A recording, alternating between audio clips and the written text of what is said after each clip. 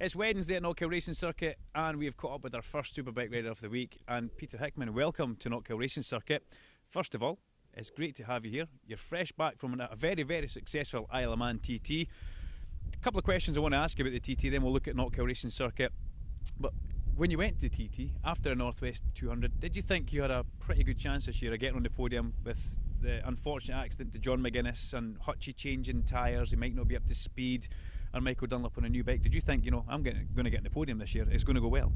That was always the plan, I mean, even going into the Northwest, I knew I was in with a strong chance of being in the podium at the TT and also at the Northwest. But the Northwest actually ended up being a bit of a difficult one for me, and things didn't quite plan out the way they were meant to. But we turned up at the TT, and I had the feeling that we should be at the front and somewhere near it, and we were all week, and it was absolutely fantastic, not only for myself but for the Smiths Racing team to turn up to the TT as a privateer team and be on the podium all week. Every single race I started, I finished it on the podium, and that's absolutely brilliant, So all credit to them, and just got to get my head back into gear now for this short circuit lot. Back to Knockhill, yeah. I did hear in one of your press conferences you actually said, I like this, I like being here, I like this, so I thought I'd come back for another shot at it, and you found your way to it. So, but that does go without saying. The Smiths team gave you fabulous bikes. Rebecca must have been delighted with your performance.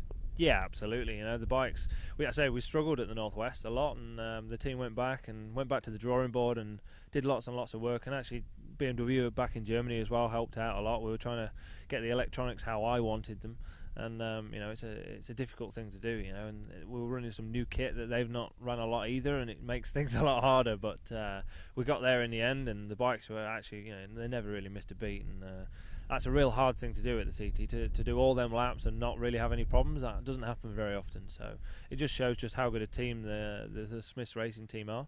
And also a shout out to Ryan Farquhar with his Kmart Kawasaki team as well. I rode that the little lightweight bike and ended up on the podium on that, which for somebody who's over 6 foot was more than a little surprise.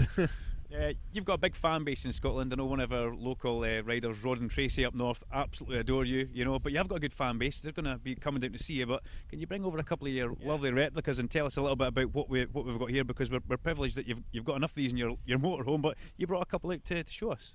Yeah, this is the Superbike one from the first race of the TT. So this is the Superbike race. This is my silver replica of what the winner gets, really, but they get a lot bigger one.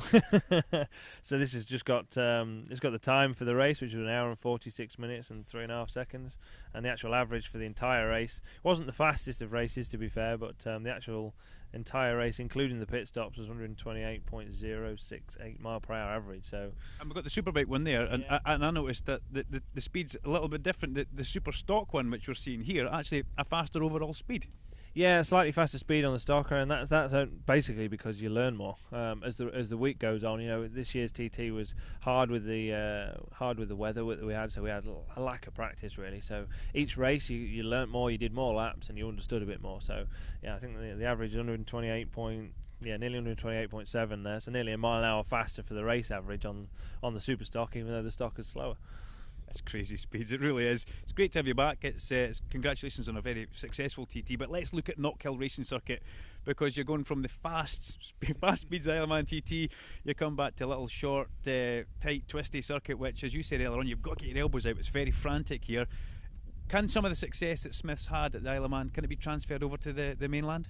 Yeah, absolutely, of course it can. And it was funny, me and my chief mechanic have just walked the circuit actually early, and we walked in the time it takes me to do a lap on a bike at the TT. But no, it's going to be good. I've actually always enjoyed pretty good results here at Knockhill. I really enjoy the circuit. You've got to really get stuck in with it and, like you say, get your elbows out. So it's going to be a bit of a culture shock when I set off on Friday morning, but after that we should be okay. I think I'm probably looking at a steady start, and then hopefully strong by the end of the weekend. Listen, the best of luck at Knockhill. You've got your own merchandise here. Give us a shout out for that. Go on in. Yeah, PeterHickmanMerchandise.com. You can get all the stuff. You can get shirts, t-shirts, caps. We've got a bit of everything going on. So no, there's all sorts going on, and it's all going good.